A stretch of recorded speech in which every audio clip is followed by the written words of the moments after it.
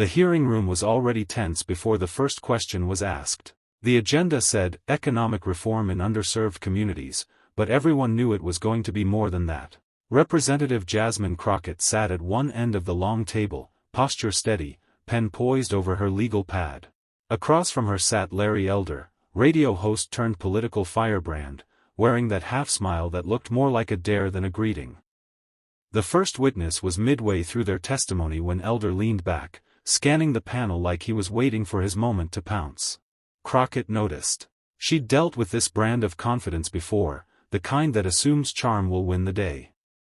She kept her eyes on her notes, waiting for her turn. When it came, Crockett began laying out her point. Job growth in low-income urban areas doesn't just require opportunity, it requires dismantling the structural barriers that keep communities locked out. She cited numbers from the Department of Labor, referenced case studies from cities like Dallas, Detroit, and Baltimore. The room was listening. Then, Elder cut in. Representative Crockett, he said, leaning forward, we've heard this kind of rhetoric before, but isn't the real issue that leaders in these communities focus too much on blaming the system instead of encouraging personal responsibility? Crockett didn't flinch. Mr. Elder, I'm talking about systemic. He cut her off again. No, I understand, but when you tell people they're victims. A low murmur rippled through the audience. That was twice now. Crockett's jaw tightened, but she kept her voice calm. With respect, sir, I'm talking about facts. Elder interrupted a third time, his tone sharper. Facts are fine, Representative, but I live in the real world where hard work matters more than government handouts. The third interruption wasn't just disrespect, it was calculated. And Crockett knew exactly how to answer. Crockett set her pen down slowly, not breaking eye contact. The room had gone quieter, not silent, but with that low hum that meant everyone could feel something shifting. She let Elder's last words hang in the air just long enough to make people wonder if she was going to let them pass. Mr. Elder, she began, her tone even but unmistakably firm, you've interrupted me 3 times in less than 2 minutes. And every time, you've done it not to ask a clarifying question, but to diminish the point I was making. Elder leaned back in his chair, smiling faintly like he'd just been handed an easy setup. Representative, I'm just having a conversation. No, Crockett cut in, not with a shout, but with precision. A conversation means listening as much as you speak. What you're doing is performing. And I've seen enough of it to know that when someone talks over you, it's because they're worried about what you might actually say. The faint smirk faltered. Cameras from the press row pivoted toward her, sensing the change in momentum. Crockett continued, her voice carrying a calm authority that filled the room. You keep talking about personal responsibility. Let's talk about the responsibility of leaders, people like you, when they dismiss lived experiences because it doesn't fit their narrative. Because cutting me off 3 times doesn't make my facts less true. It just makes it clear you don't want to hear them. A reporter in the second row scribbled something quickly, underlining it twice. Elder adjusted his mic but didn't jump in, he could feel the audience shifting, the air tightening around his position. Crockett leaned in slightly, ready to turn those interruptions into a public lesson. So here's the deal, Mr. Elder. You've had your turn to talk over me. Now you're going to listen. Crockett flipped open the binder in front of her, each page marked with neon tabs. Let's start with the data, she said, her tone steady but sharp enough to cut through the air. Because while you frame these issues as a matter of personal willpower, the reality is that willpower alone doesn't fix a rigged playing field. She pulled a sheet from the binder and held it up, not to grandstand, but so the cameras could see it clearly. According to the Department of Housing and Urban Development's 2024 report, over 70% of families in high-poverty urban districts work full-time or more. They're not sitting around waiting for help, they're doing everything they can, and still coming up short because wages haven't kept up with the cost of living for decades. Elder shifted in his chair, but Crockett kept going. And if you want to talk personal responsibility, let's also talk about corporate responsibility. In my district alone, we've seen corporations take millions in tax incentives to create jobs, then close those jobs within 2 years, leaving families stranded. Where's the accountability for that? She tapped the paper once for emphasis. You say you live in the real world. So do I. The real world is Miss Leona in South Dallas, who works 2 jobs and still sleeps on a couch in her sister's apartment because rent prices have doubled in the last decade. The real world is kids in my district doing homework in parking lots just to get Wi-Fi. Crockett looked directly at Elder now. If you want to have an honest conversation about personal responsibility, then you can't keep ignoring the policies and systems that choke opportunity before people even get the chance to prove themselves. A ripple of murmurs swept the back row. This wasn't just a rebuttal, it was the start of a dismantling. Crockett slid another document across the table toward the clerk. Let's bring your own words into this, Mr. Elder, she said, her voice calm but edged. Last year, on your syndicated radio show, you told a caller that government programs trap people in dependency. You also said, and I quote, if folks really wanted to change their circumstances, they could. Elder straightened in his chair, nodding like he stood by every word. That's right, he replied. Crockett's lips curved, just slightly, not into a smile, but into the kind of expression that comes right before someone pulls the rug out. Here's what's interesting. In that same month, you wrote an op-ed praising a federal loan forgiveness program for small businesses. You called it essential relief for hardworking entrepreneurs. The room stilled. Elder blinked, unsure where this was going. She didn't make him wait. So when it's a struggling family trying to keep a roof over their head, that's dependency. But when it's a business owner getting a break from the government, that's relief? A low, audible rolled through a few seats in the back. Elder's eyes narrowed slightly, but he stayed quiet. Crockett leaned forward, locking onto him. Mr. Elder, it sounds less like you oppose government help and more like you want to decide who's worthy of it.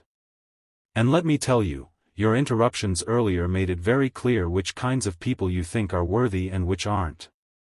The cameras caught it all, Elder's faint inhale, the shift of his hands on the table, the flicker of something between defensiveness and recognition. You can cut me off 3 times, Crockett continued, but you can't cut off the truth. And the truth is, selective compassion isn't compassion at all. Crockett closed the binder and set it aside, signaling that this next part wasn't coming from research, it was coming from lived experience. The subtle shift made the room lean in. You know, Mr. Elder, she began, I grew up watching my mother work herself to exhaustion.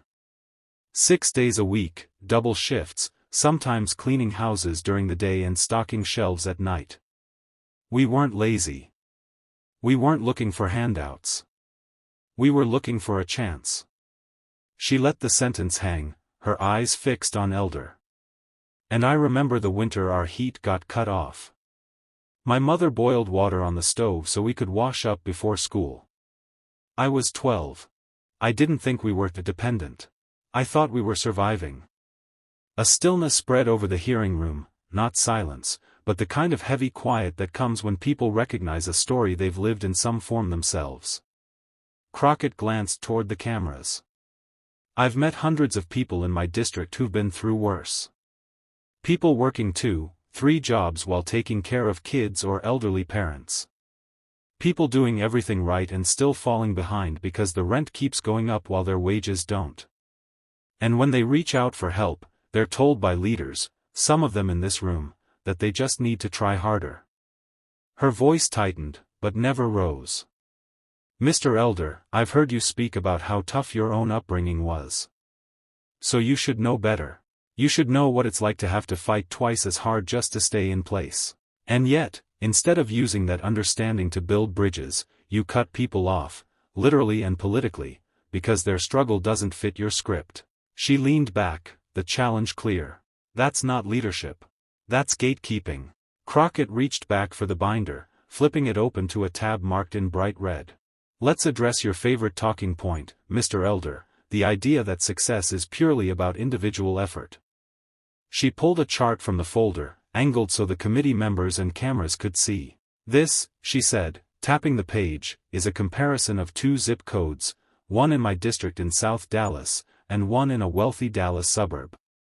In the suburb, median household income is over $150,000. High school graduation rates? 98%. Average life expectancy? 84 years. Now, just 12 miles away, in my district, the median household income is $32,000.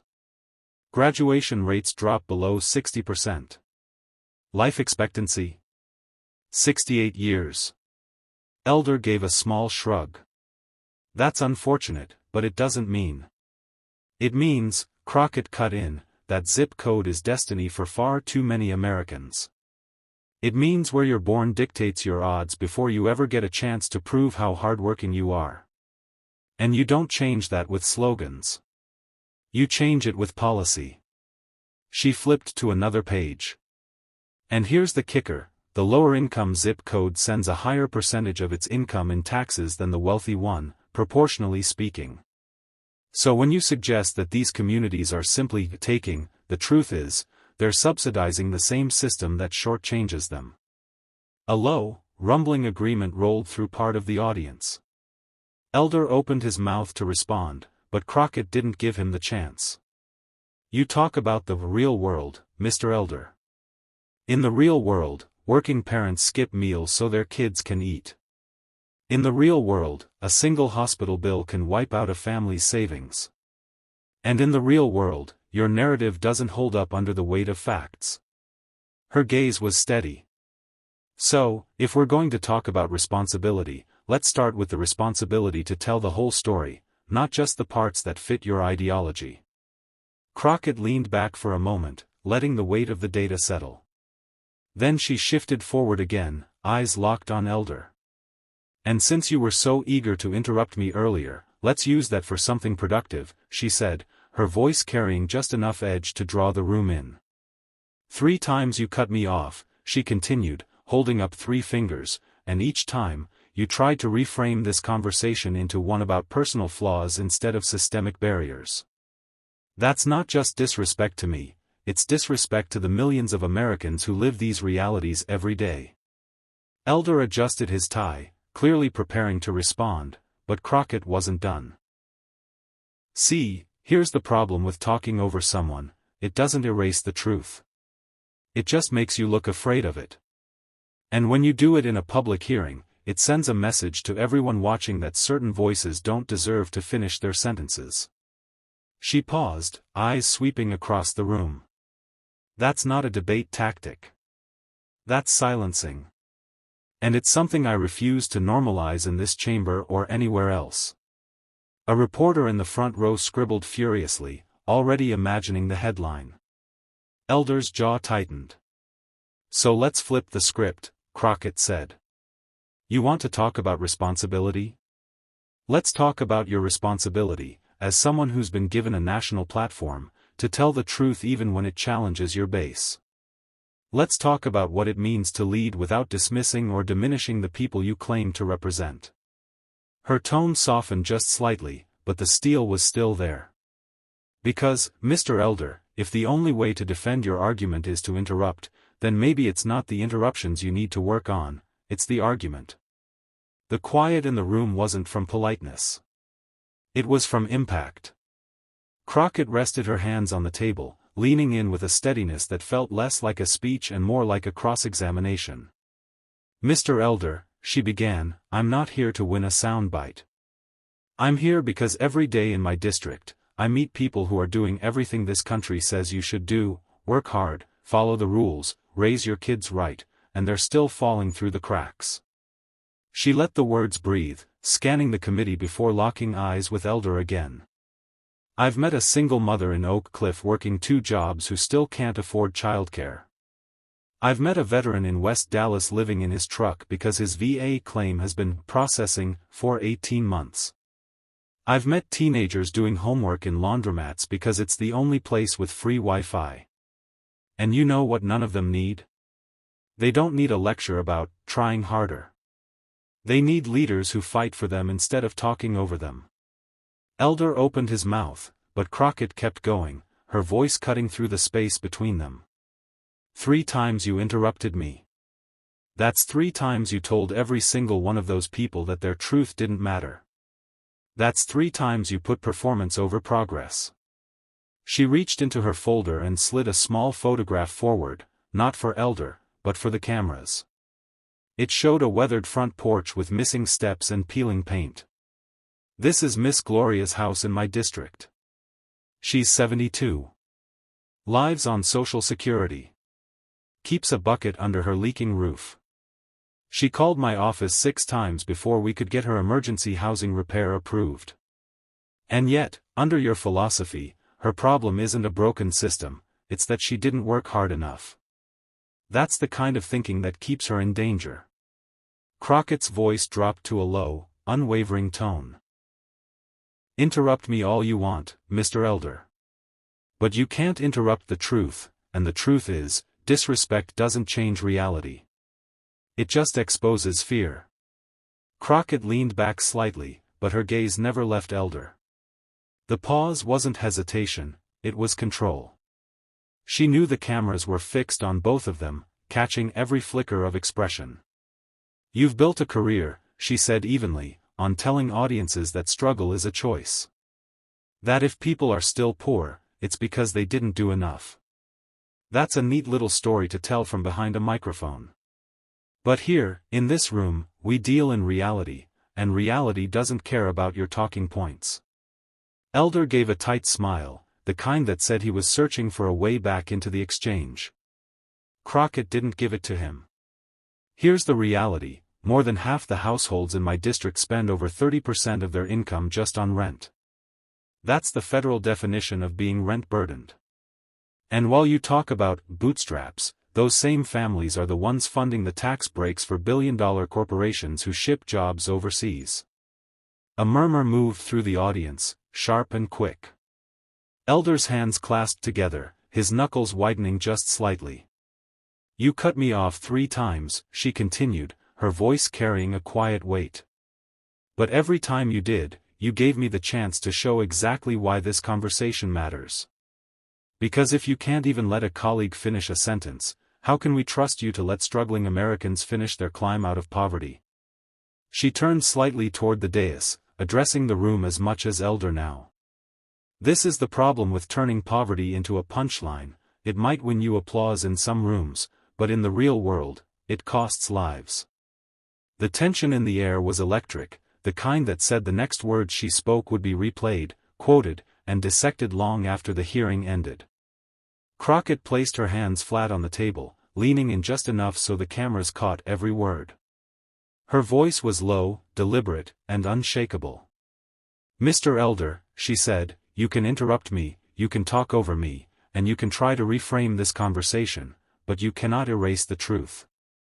And here's the truth in 5 words, your disrespect won't stop reality. The words hit with the weight of a gavel strike. No shouting, no theatrics, just the kind of line that cut straight through the noise. For a moment, Elder didn't respond. His pen hovered above his notepad, then dropped with a soft tap. The room stayed quiet, the kind of silence that tells you everyone knows the exchange is over. Crockett gathered her papers, slid them neatly into her binder, and looked around the room. We owe the people we represent more than interruptions and excuses. We owe them action.